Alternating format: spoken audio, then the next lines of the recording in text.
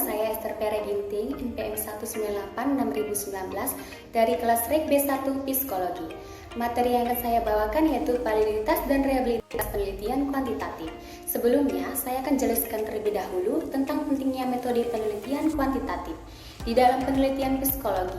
Menurut pendapat Paton 1987, metode kuantitatif dalam operasionalnya menggunakan pengukuran yang terstandar, cocok untuk membedakan sejumlah pendapat atau pengalaman ke dalam kategori respon yang ditetapkan sebelumnya. Selanjutnya dijelaskan bahwa keuntungan pendekatan kuantitatif adalah adanya kemampuan untuk mengukur reaksi sejumlah orang dalam suatu jumlah pertanyaan yang terbatas sehingga memudahkan dalam perbandingan dan pengumpulan data secara statistik. Dengan menggunakan metode penelitian kuantitatif di dalam psikologi yang memiliki adanya kelebihan, memungkinkan pemilihan subjek peneliti dengan objek penelitian sehingga dapat memperoleh hasil yang objektif.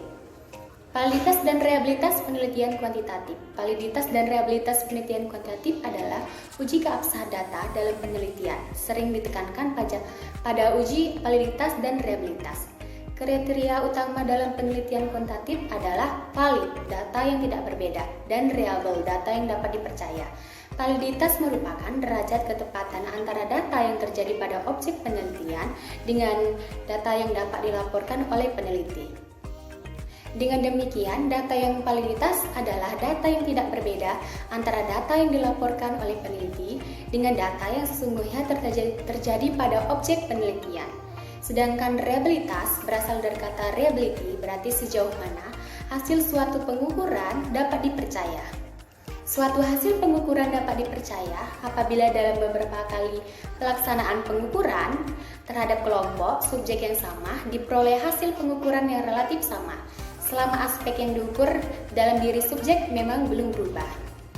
Jenis-jenis validitas menurut Sugiono 2004 yaitu ada validitas konstruksi atau construct validity, validitas isi atau content validity, validitas eksternal, dan jenis-jenis validitas rehabilitas yaitu rehabilitas test retest, rehabilitas bentuk alternatif, rehabilitas belas paruh atau split whole rehability, rehabilitas Kuder, reduction, dan koefisien alpha.